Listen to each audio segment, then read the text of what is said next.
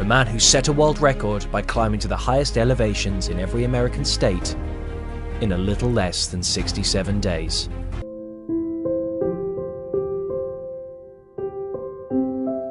I know that when things happen, they can sometimes alter your life forever.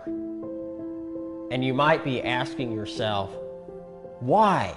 Why me? But the fear and the concerns that we have, we can overcome them. I know that when they pulled me out of the water, I was screaming, why? Why me? But there is an answer to this, and you'll recognize it when the answer not only blesses you, but it also blesses others. I can't really tell you what motivated me to climb all these mountains and to actually risk my life in doing so.